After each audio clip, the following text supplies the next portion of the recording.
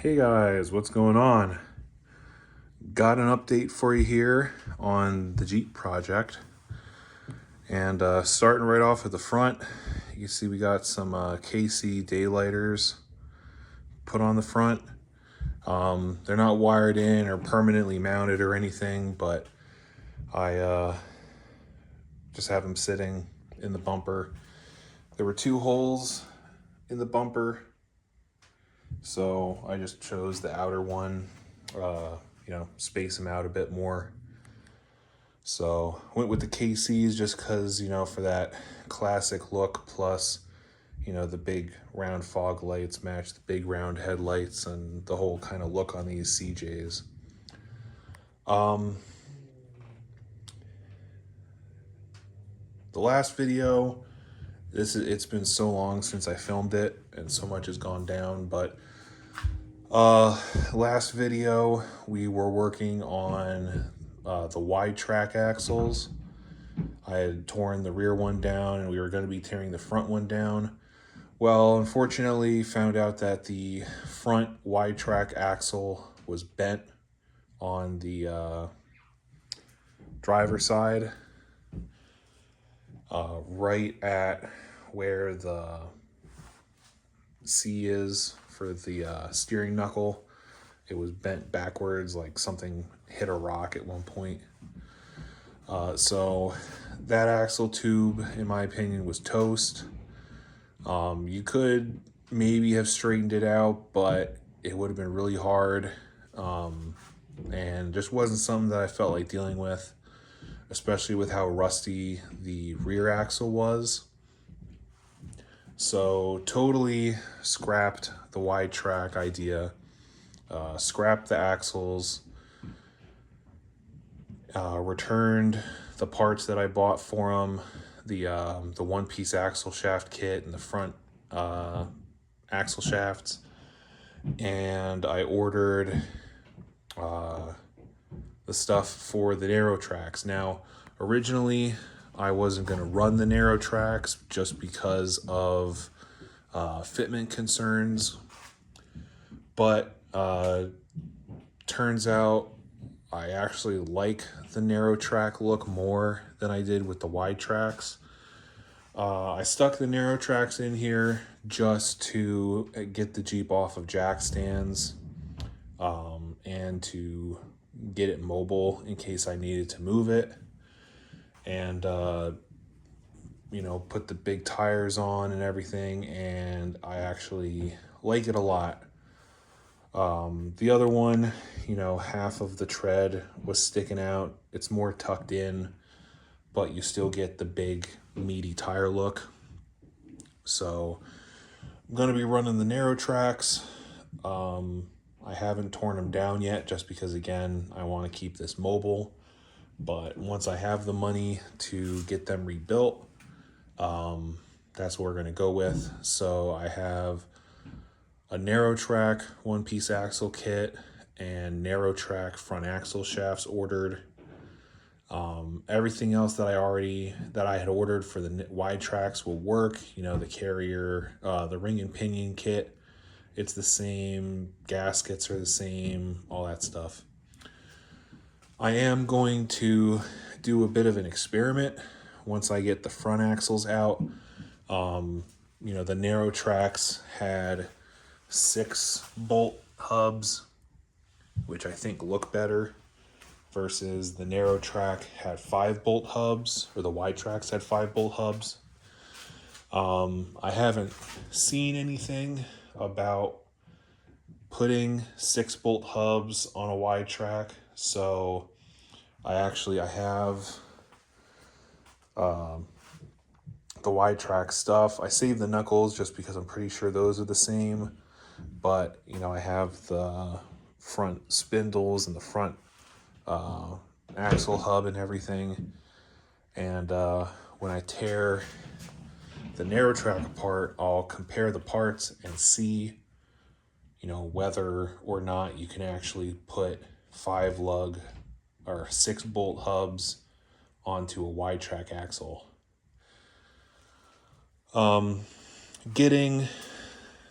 Putting the axles in did allow me to test the tire. So these are Super Swampers. They're about 30, they're technically 36s, but at this point they're more about 35 inches tall by 1250s. I had originally planned on running 35 by 1350s. Or no, it was 35 by 1450. But unfortunately, that's not going to work. These 35s, 35 by 1250s, the 1250 will work. Full lock. It just barely starts rubbing on the leaf spring. And just barely clears the fender. So I'm going to have to run 33s, but I definitely can't run wider than a 1250. So it'll have to be 33 by 1250 15s. So that's cool. Again, that was one of my big deals. I wanted to be able to actually figure out what I can and can't run. And now I know. Fender flares, we got those on. The mud flap, or the fender issue, this fender I'd shown you guys was dented in. I just grabbed it with my bare hands and yanked and pulled it out. And you can see there's a little bit of a gap, but it's definitely not super noticeable and definitely not anything that I'm really going to do anything about. The only thing that I have to do to both fenders once the axles come out is in there on both sides. There's a big gap because Chinese. So I have a tube of not official seam sealer. It's a Dynaflex Ultra Black. It's like a third of the price of automotive seam sealer. It's the same shit. So just gonna schmuck that in there on both fenders just to again try and cut down on the stuff getting packed in and sandwiched between pieces of metal, and cut down on stuff getting thrown up in here. But these are just stock fender flares. Again, since I'm running the narrow tracks, I could get away with going with the stock flares instead of having to order special wider ones, because the tire, at least this tire, sticks out a little bit, but definitely perfectly fine. And the fender flares will keep most of the schmutz away from the body.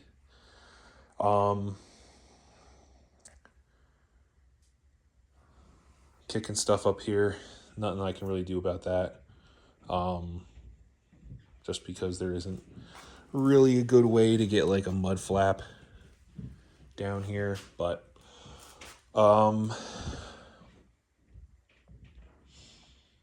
I am going to be putting in YJ filler panels that go from the front fenders to the tub, and also cap off this area back here. They don't reproduce them, but you can find them on eBay. Actually, I think they do reproduce the ones for the front, but the back ones they don't. So I got a set off of eBay, cleaned them up, just haven't put them in yet. Since the Jeep is on axles, I did get it rolled outside, and I've actually ran it twice. First time, everything ran okay. I did have a power steering leak at the box from the pressure fitting, so that was a bit of a pain, but it isn't impossible to get in there with a wrench, and just had to tighten up the fitting, and then rolled it outside, started it up again, and the second time I got actual steel transmission cooler lines in. Unfortunately, I am dealing with a transmission pan leak, I believe. So I'm probably going to have to ditch the metal pan and go with a aluminum pan. I did get the shifter hooked up, and running it the second time, it did seem like the transmission was moving. Obviously, there's no drive shafts and nothing's hooked up to the brakes, but I did feel the engine kind of lug when I put it into reverse and then drive. And I was able to actually shift the transfer case shifters into the different gears, so that's good. Cooling system's all done. You can kind of see the green down in there. And it did work. After the first time I ran it, it did suck up some coolant. But both times I ran it, it was like 30-ish degrees, and this thing stayed like super cool. The gauges all seem to work, which is really good. Oil pressure gauge worked, volt gauge, fuel gauge, temperature gauge, I'm pretty sure worked. But again, since it was so cold and it just has the fixed fan, the temperature was pretty much staying at the cold end of the green line that's on the gauge. Can't really see it, but it was on the cold end of that green line, so good sign. I mean, again, you know, I had the hood open, all that stuff, so we'll have to see how it really does once it's driving. But as far as right now, it's doing really well. After the first run heat cycle, I went through and retightened the manifold bolts. Real pain in the butt, especially can we see it? Yeah, that bolt down in there that you can't even get on. I don't know how I honestly got it in there in the first place and tightened, but whatever. What else do we have? The carburetor worked great.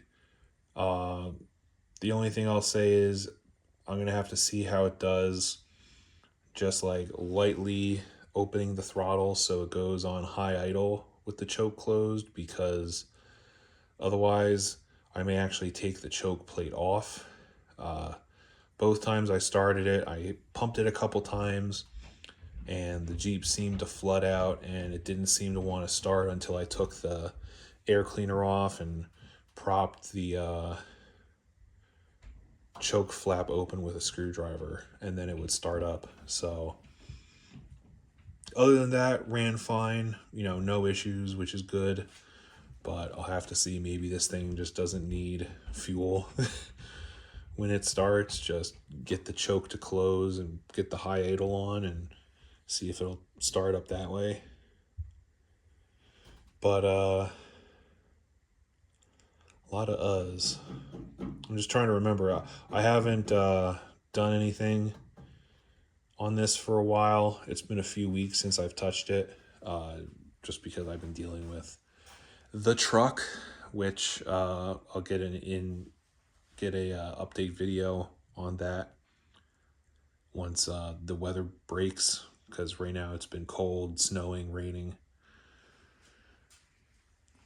But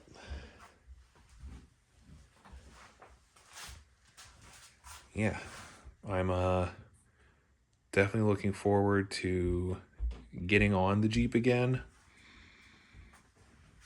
There's really not much left to do, to be honest, but just getting the axles done and then doing brakes, drive shafts, dealing with that transmission leak, and dealing with the windshield.